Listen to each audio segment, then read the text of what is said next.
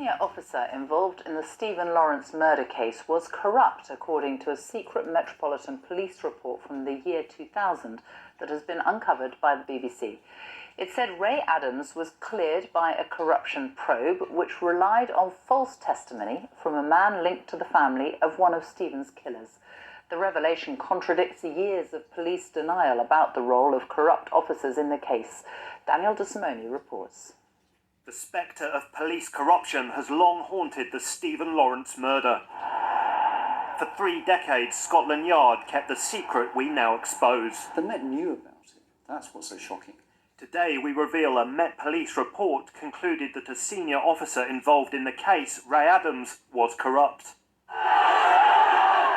The early failure to bring Stephen's killers to justice led to suspicion that corruption infected the investigation.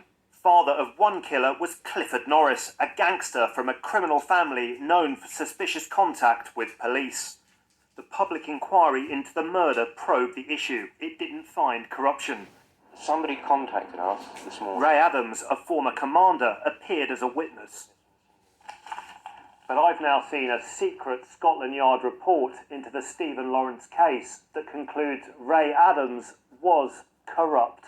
It says Ray Adams was cleared by a flawed corruption probe which relied on lies from an informant linked to the family headed by the father of one of Stephen's killers. It says a totally fictitious account by the informant was used to discredit a witness against Ray Adams. The informant must have been coached by Ray Adams or another officer, and this amounted to flagrant acts of attempting to pervert the course of justice. The public inquiry into the murder didn't hear about this evidence from the informant. The barrister for Stephen's family says the information would have been key.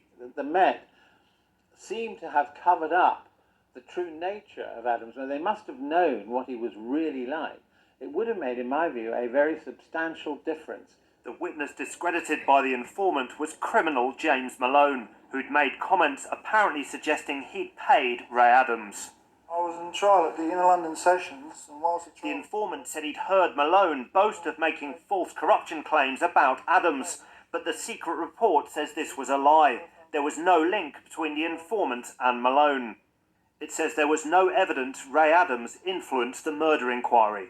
Stephen's family now want further investigation by the Met. The BBC is doing its job, investigating what happened in Stephen's case. So there's a real need to look at this. And if there is a tiny scintilla of that happening, the Met should take it up with open arms. Ray Adams says he's asked the Met to appoint a senior officer to investigate the serious allegations against him. The Met didn't answer my questions. The force says it will review material before deciding whether any further action is required. Stephen's family want justice and the full truth. Daniel De Simone, BBC News. Storm Debbie has been